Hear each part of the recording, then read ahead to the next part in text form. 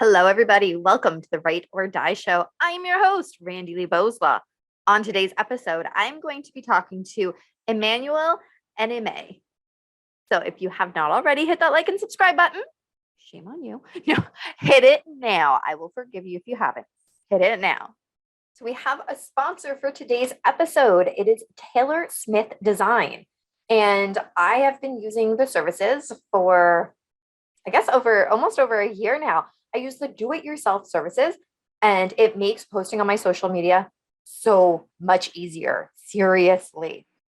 They have a user-friendly platform where I can schedule all of my posts for the whole year on multiple social sites at the same time. The best part about that is that I can create recurring posts, so I don't have to constantly redo the same thing, which works great when promoting my books. Plus, if you run multiple businesses like I do, since I'm my kid's momager, you can hook it up to multiple accounts. One price for all of your needs, and it saves me so much time. Depending on the level that you sign up for, it can do so much more than just that. I'm still trying to figure out some of the features that it offers. If you need an affordable solution for your social media needs, then go to getseensocial.ca, use code WRITE or DIE to get your first month totally free. All right. Who doesn't like free? Remember, you want to go to getseensocial.ca and use the code WRITE or DIE. Get that first month free. Welcome, Emmanuel, to the Write or Die Show. How are you? I'm doing well. I'm doing well. Excellent. So tell us a little bit about who Emmanuel is. I'm Emmanuel, Enime, and I am a preacher. And part of my work is to help you defend your joy. Okay, well, that's what you do, but who are you? when I guess, can you bring clarification to the question? Because are you married, have kids, have animals, have a hobby? I see okay. Ooh,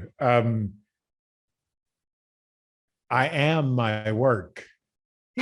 So yeah, that's the best question, or excuse me, that's the best response that I can give, because it's everything for me in order to serve and to strive to help other people out. Okay. I mean, I do go to the gym. There you go. What do you like to do at the gym?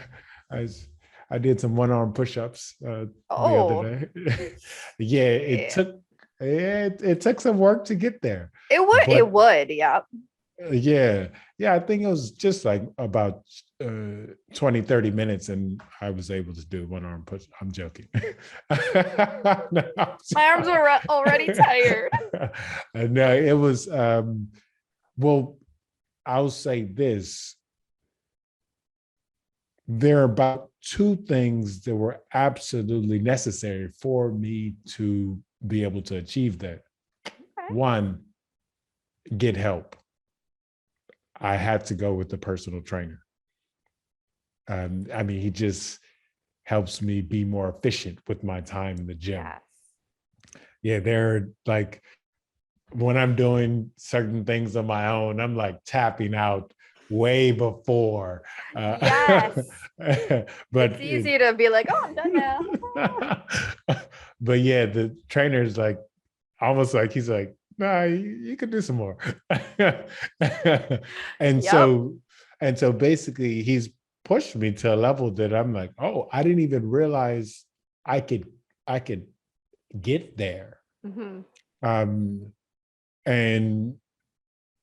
And so that's one thing that was absolutely necessary for me, is to get help. And then two, my mindset whenever I go into the gym, it's like, I know this is gonna hurt. And when we come to that 30-minute mark, I know I'm gonna be on my last molecules of energy, but Yep. but having that mindset of like, it's like, look, I'm gonna go in here and I'm gonna make it through this 30-minute session, and I'm just gonna go, and I'm gonna have joy in my heart, and Yeah. a peaceful mind, and stay focused on what I'm doing in the gym. Yes. Yes, That's yes, yes.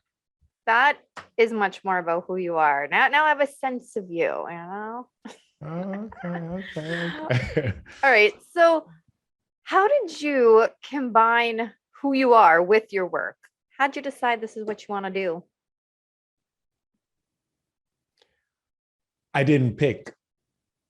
All right. Yeah, what's the for me, God guides my decisions.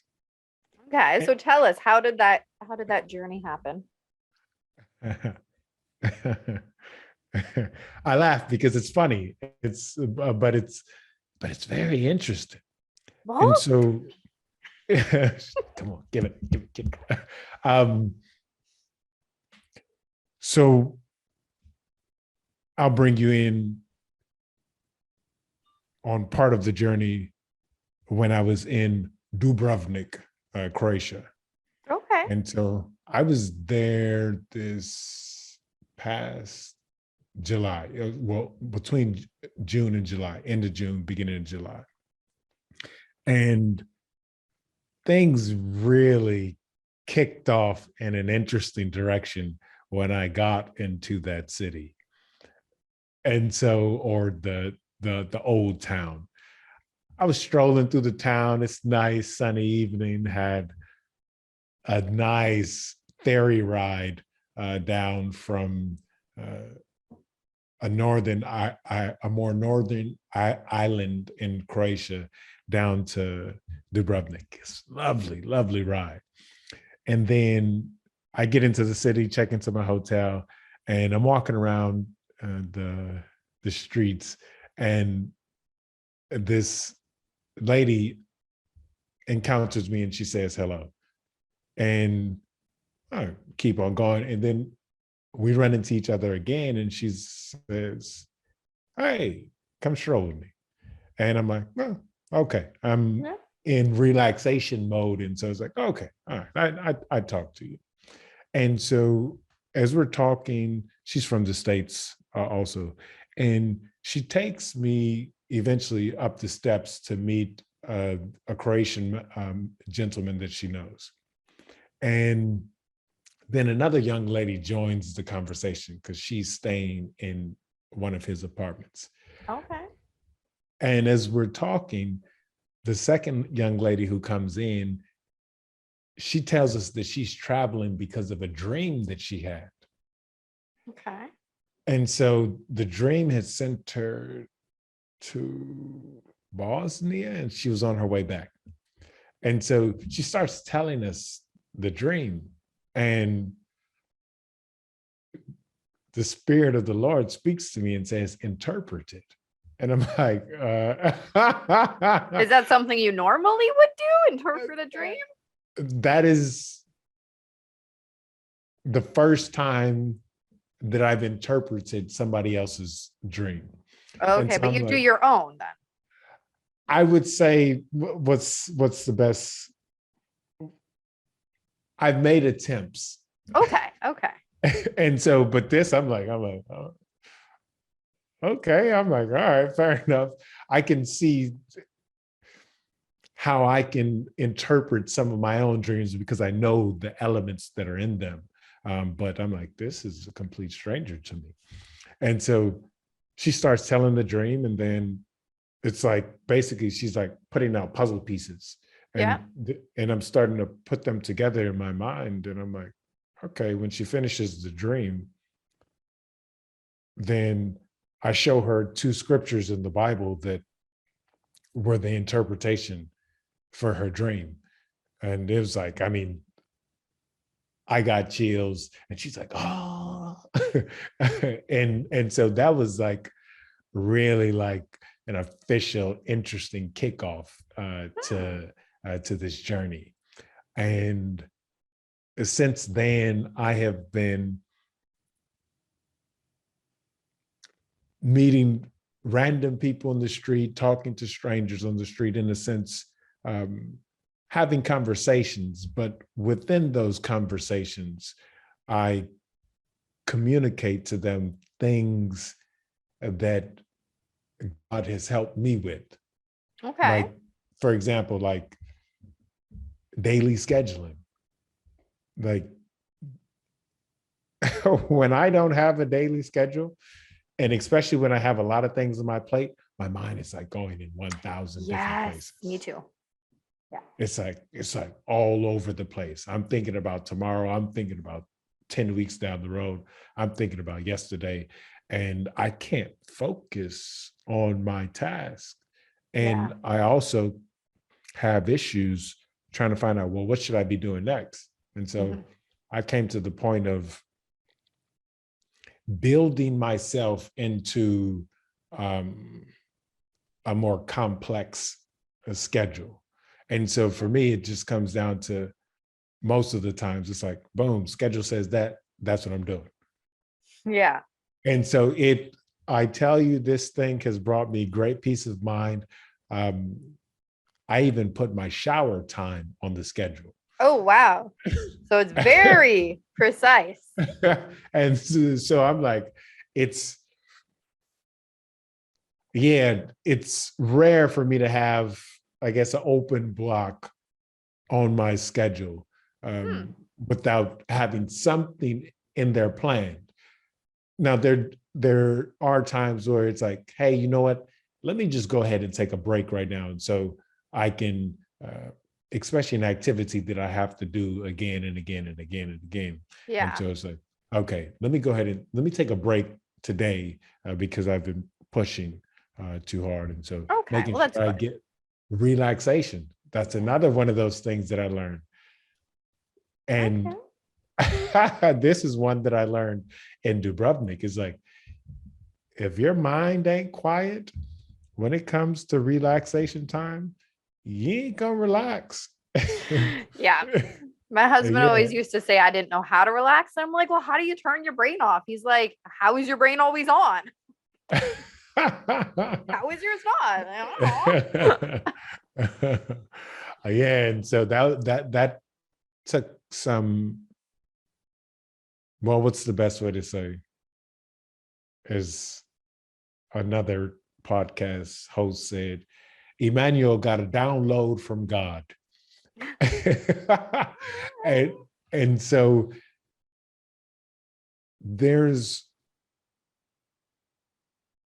I guess I'll explain it this way. I can read something in the Bible multiple times. And it's like, I kind of got it, but it's not hardwired into my actions. Yeah. Yeah, it's like, yeah, I got it, and I'm trying to put things into practice, but it's not like officially integrated into me. Yeah. And so, in a sense, downloaded. And so maybe, I guess, it's buffering at like 20% or something like that. Oh, that's so funny. I love that buffering. And so one of the verses goes something like this. Don't worry about tomorrow. Tomorrow has plenty of worries for itself. Take care of what you need to do today. Valid. And so that I got that download when I was in Dubrovnik, and because my mind was like thinking about things in the future. And I got that download, and man, peace of mind. And it's still one of those things that I battle with, but again, I've come to discover that it's like, if I put some things on the schedule, like say for instance, something new pops up. And it's like, I gotta take care of that. And it's like, oh, I gotta take care of that. Boom, put it on the schedule. And then it's almost like my mind is quieted about it, because it's like, I gave myself an adequate amount of time on the schedule in order to deal with this new thing. And so this way, my mind is, I found that my mind is at peace. Yeah. Yeah. Okay. And So how did interpreting a dream lead you to where you are now? Like, connect the dots here. it comes down to a matter of following what I believe God is directing me to do. And so if God is telling me to go talk to that person, I'm talking to that person. Or if he's telling me to, most of the times. But if he's telling me to buy an iPhone, okay, I'm going to buy an iPhone. Sometimes I have questions and I'm like, are you sure you want me to buy another phone? What do I need this for? Oh my goodness. This was, phew. So there, I forgot when was that? That was, I think September this past year, September, October. But God was like, go buy an iPhone, go buy an iPhone. And I'm like, what is happening here?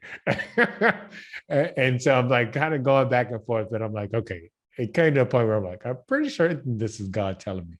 And so I get it. And it's like, okay, I mean, it's in the case. I'm sorry. I don't pull it out because I have another phone that functions. And I'm like, at some point, I'll be using it. Mm-hmm. And then the point came. And I'm like, oh my goodness, I'm so glad I had this phone because there came, I mean, it was like about 3 weeks. I'm just constantly going to the phone, just documenting notes. Like I'm somewhere in town, or I am maybe at the gym or something like that. And it's like all of these notes, essentially some of the things that I've already told you. Mm-hmm. So talking about daily scheduling, building into a schedule. Yeah. Yeah. And so I'm documenting all of these things that are things that I have been guided to put into practice to help me maintain my peace of mind. And so I'm like, because I'm documenting these things, I'm like, these are actually really good things that other people can easily do. Like, Yep. like for example, I don't know if you've ever experienced this, but I've talked to at least one other person who has. Have you ever been in a conversation where conversation's a little bit tense, and it might be because of a misunderstanding or something, but the conversation is tense, and there comes a point where your conversation partner is speaking and you can feel like words crawling up from within you, and you're just so ready to interrupt them and say what you want to say. And so I don't know if you've ever experienced this where it's like, boom, I got to interrupt. All the time. I am the interrupter all the time. Because if I don't say it at that moment, I totally forget it.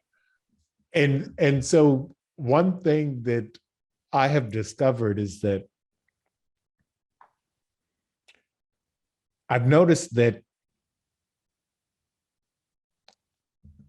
because I had that same thought, but I noticed that sometimes if I interrupted, then I was making a point on,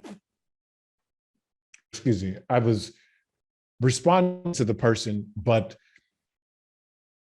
I was responding to the wrong thing because I'd only gotten 10% of their statement. But once they finished the 100%, it's like, oh, well, you've explained your point, or you've explained this point. And so I responded to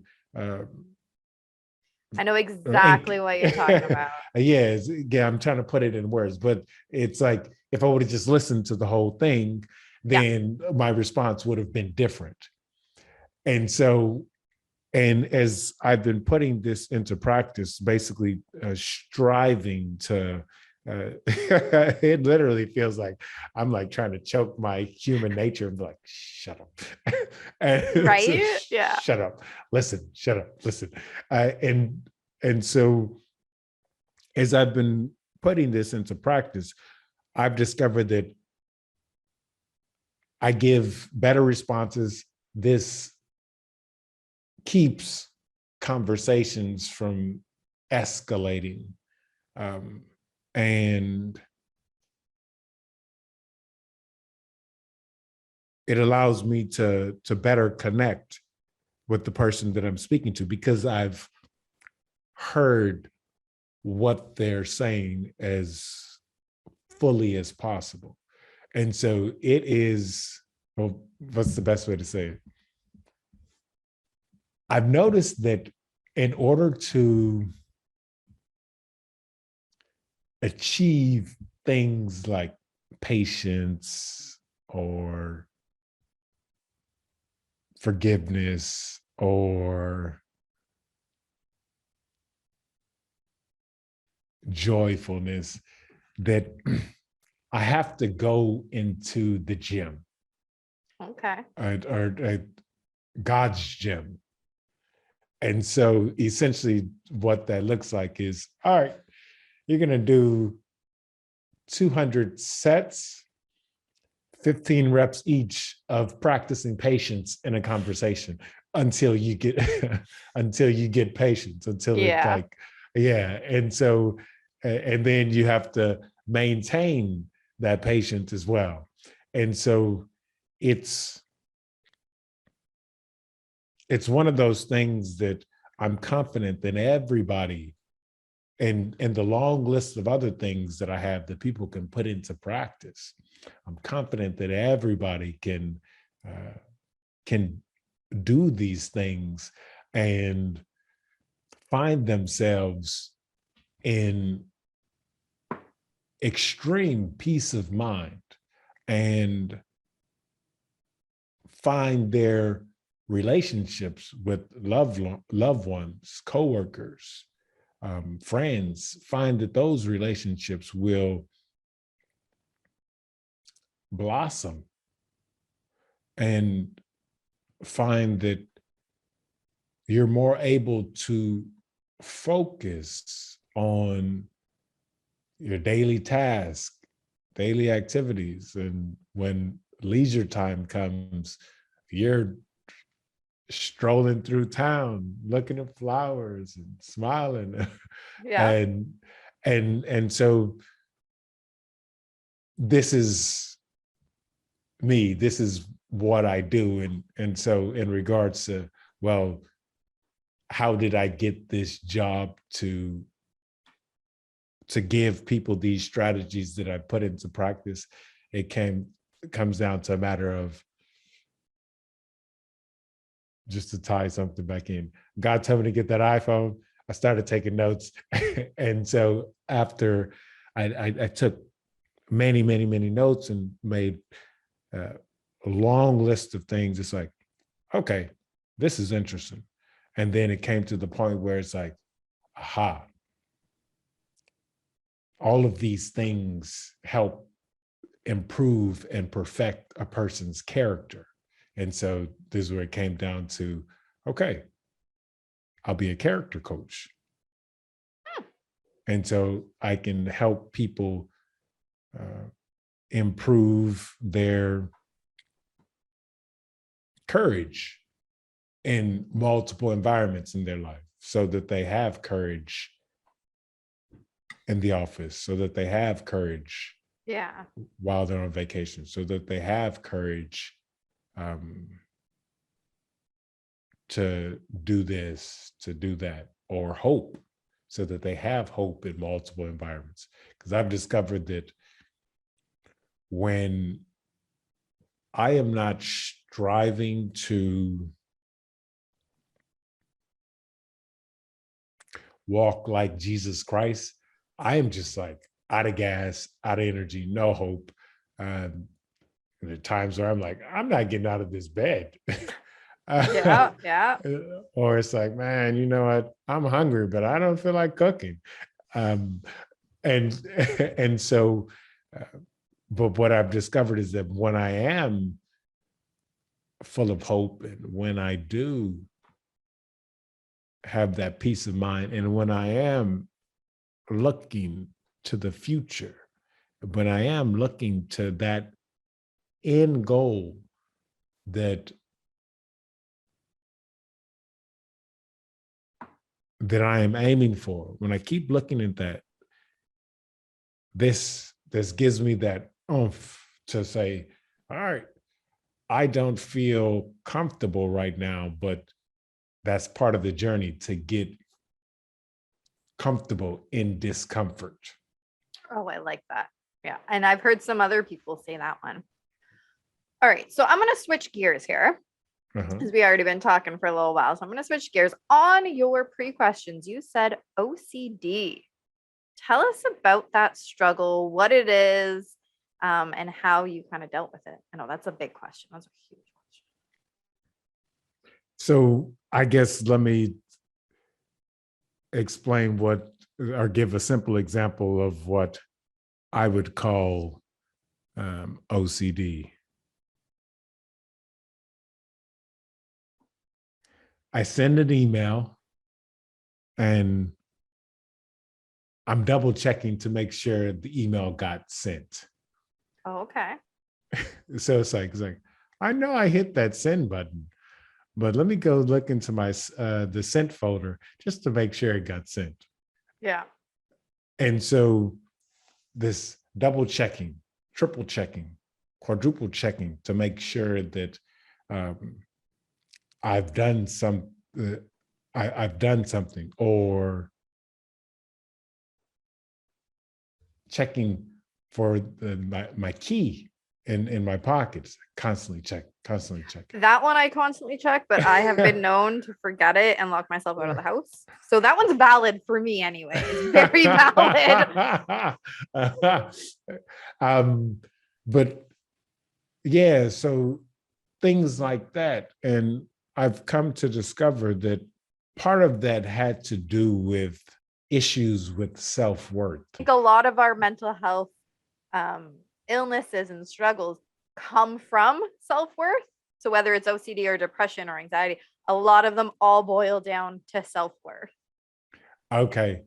Yeah. So I'll give an example. Like, there was one apartment that I was staying in, and I constantly remember this. Like, I would keep that thing super, super, super clean. Yeah. And there came a point where I was able to evaluate that, or my actions behind that. And like, if someone like left some crumbs or something like that, I'm like, Yeah. or something on the counter, I'm like, no. When I came to evaluate that, and I realized that was doing things so that people would not look at me as a failure, in a sense. Yeah. And so it's like, if I don't keep my apartment very clean, people will come in and say, this guy has issues. Or if I don't do this perfectly, then people are going to be like, yeah, okay, this guy has issues. Yeah. And so once I discovered this, or once I was able to see this, to get this revelation, now there are things I intentionally do to, the phrase that this one speaker used was, good enough to move on. Okay. Okay. And so, like, for example, some videos that I post on YouTube, just like short little bits that I use as, in a sense, advertisements for Matchmaker. Yeah. .fm. And so I am intentionally putting out something that is good enough to move on. It's like, I'm not going to try and get this perfect. I recognize some mistakes that I've made, and it's like, it's good enough to move on. And so it's like, put it out there. Yeah. Actually, I really like how you say that because I've struggled with perfectionism a lot. And it's one of the things that my therapist worked on with me is that, and it's all or nothing for me as well. And it has to be perfect and it's all or nothing. So, so I said I had to clean my basement. It was a disaster. I needed to clean it because everything in the basement has a specific spot where it goes and it needs to be there. And it's very overwhelming when it's not there. I can really only control that space because I have children and, I never put anything away. So this is like my control for the space. And then I kept saying, I don't have time to do it. And that makes me more overwhelmed and more stressed out. And my therapist goes, okay, why does it have to be the whole thing all at once? Mm-hmm. And why does it have to be perfect? I don't know, because it just does. Like I didn't have a valid reason for it at all, other than it just did. So she told me, well, what if you just do one shelf and make it good enough? Right? So you can move on to the next shelf.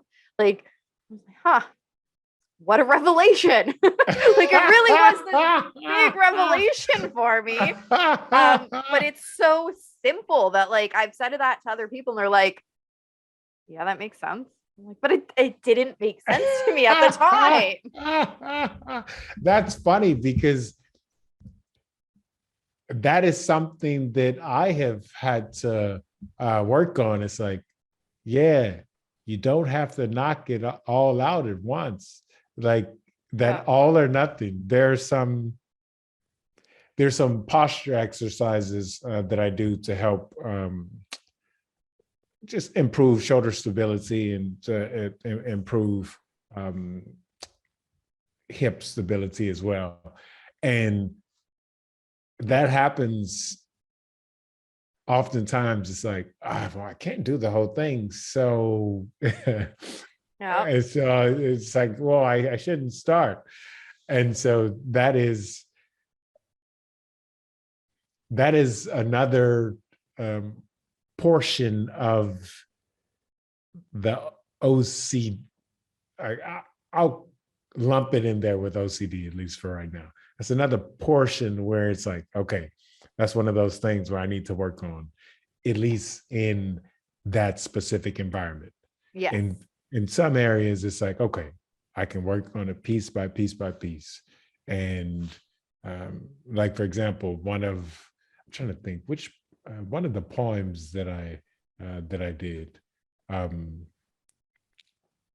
for the video, like making the videos, like, okay, I'll work on some of that today and then come back to it the next time it's on my schedule. Yeah. And so, yeah, it's I guess that's another good thing about this, having a schedule is like, all right, yeah, go ahead and break that activity up. Yeah, exactly. It kind of forced myself to break up certain activities. Yeah, actually, I started doing that too. Not in schedule, but with my to-do list. But my to-do list is Monday, Tuesday, Wednesday, Thursday, Friday. I don't make like one big to-do list. Because I used to make a big to-do list and then went, there's so much to do, but I really had all week to do it. So I started divvying it up and then it looked like less to do.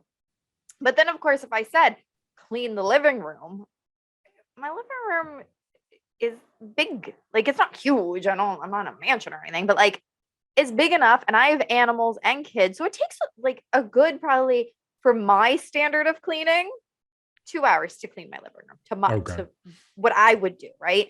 So I had to start going, okay, today I will wipe down the counter or not the counters, the cupboards, the like TV stand or whatever. This day I will vacuum the couch. This day I will do the sweeping and mopping, right? And break up even just, I couldn't even write just clean the living room because even that was such a big task that I had to divide that up. So yeah, I totally get the whole all or nothing and let's break stuff up.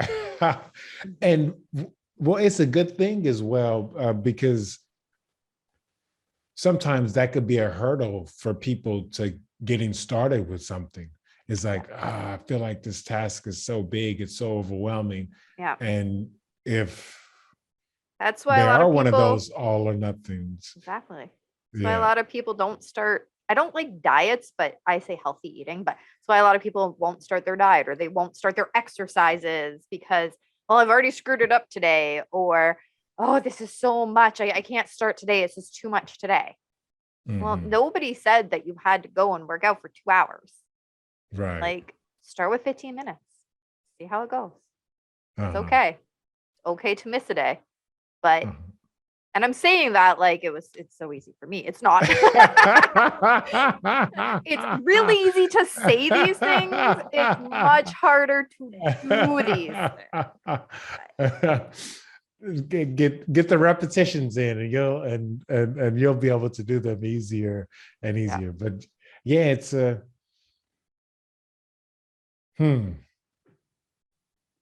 I guess I have to go back to that daily schedule. I don't know what it is, but about 90 to 95% of the things that are on the schedule, and I am typically 5:30 in the morning to like 11 o'clock at night, like things are on the schedule, and sometimes more. 5:30. When do you sleep? 11 to 5? It works out. I eventually catch up, but then there are times where I get to have a break, or I'm like, nah, you know what? I'm pushing too hard. Take a break. Go rest. Take a nap. Or go stroll. So it works out. I need a good solid 8 hours. And so I don't know. It's something about it, but it's like if that thing says do this, then it's like got to do it. Yeah. And so I guess that's one of those things that can help some people. Is like, hey, all right, in a sense, it's like I made a commitment with this digital program, and now because me and this digital calendar are in a relationship, I have to. I get it. Yeah. Okay. So what have you written and where do we find it? So I believe I sent you one of the poems. I think so. Yeah. So there are a couple of other poems that I've written and added video components to it, and people can find them on my Instagram. And I have a specific series dedicated to poetry. Oh, nice. And so what is your Instagram handle? It is at Emmanuel Enime, all one word. Excellent. And of course, we're going to stick the links down in the description below. Cute. Yeah. And is there anywhere else that people can follow you? Nah, that's the most ideal you're place. An Instagrammer. Well, I just am not. I try to limit how much I utilize the internet. Makes sense, yeah.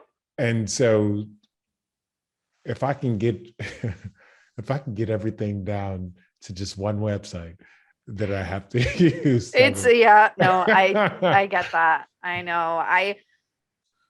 I try to be on multiple platforms for marketing purposes. But like, it's just so hard. So I just post the same thing across all of them. Okay. But like, so I guess if you follow me, you only have to follow me on one because you're getting all the same information on the other one. I mean, everyone follow me on everything, so I have lots of So, a quick question: do you find that it's good for you to connect with? Because I mean, some people may not have Apple or they only have Spotify. Exactly. So that's why I do that. That's why I'm on multiple things, because it is a different audience that you're getting. Most people pick which thing they like best. So if I can post on multiple, even if it's the same content, I'm getting different audiences. I see. Okay. All It's right. just Fair enough. work, All right, cool. So it takes a lot of effort to post on all of these platforms. I want to say yes, but honestly, it doesn't. But I just don't wanna. But I do it. Okay. Yeah, and my social media person, she has this really cool platform, DIY platform thing. So I actually just use that, and so it posts on multiple things all at once. I just click one button, it goes to all of them. Okay. So it's really easy to do. I just don't like it. Okay. It's a lot of it's a lot of legwork to get to the point where you can click the button, like, so you have to No, edit this, you have to edit that. no, it's really not at all. You have a beef with clicking buttons.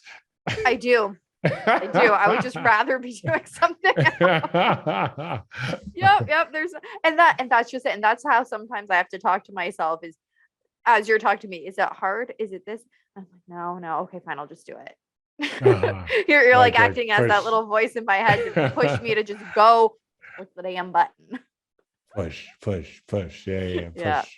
Yeah. Well, any last words that you want to share with the audience? I once read something, is a very interesting statement. You're smarter than you believe. It's